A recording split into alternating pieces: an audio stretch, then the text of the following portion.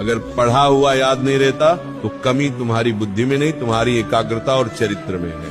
आज की वाणी से वह अग्नि निकलेगी जो तुम्हारे दिमाग के जालों को जलाकर राख कर देगी। अगर अपनी बुद्धि को लोहे से फौलाद बनाना है तो इस चर्चा को अंत तक पीना होगा। तुम रोते हो कि तुम भूल जाते हो, तुम परेशान हो कि परीक्षा सिर पर है और दिमाग खाली है। ये हार मान लेने का समय नहीं है। विद्या तो माँ सरस्वती का प्रसाद है और प्रसाद लेने के लिए हाथ नहीं, हृदय साफ होना चाहिए।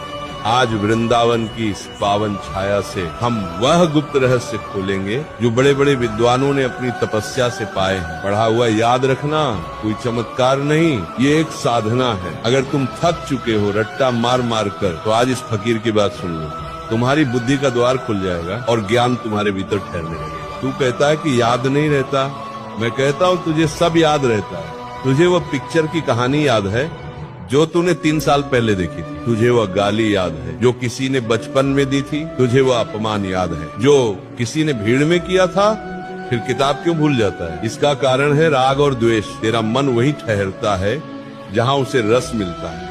तुझे पढ़ाई में रस नहीं मिल रहा, तुझे पढ़ाई एक बोझ लग रही है। जब तक तू विद्या को भार समझेगा वह तेरे भीतर नहीं टिकेगी।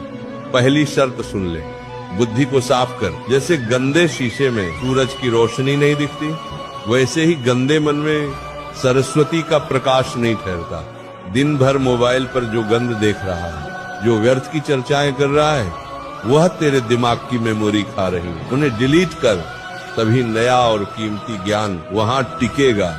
भगवान श्री कृष्ण गीता में कहा है, अभ्यासेन तु कौन्तेय, तू एक बार पढ़कर विद्वान बनना चाहता है, नहीं बनेगा। विद्या तपस्या मांगती है, मंथन कर। जैसे दूध को मथने से मक्खन निकलता है, वैसे ही पढ़ने के बाद किताब बंद कर और आंखें मूंद कर सोच कि तूने क्या पढ़ा। उसे मन ही मन दोहरा, लिख कर देख। जो हाथ से पन्ने पर उतर जाता है वह बुद्धि में छप जाता है। तेरा हाथ तेरी बुद्धि का साथी होना चाहिए।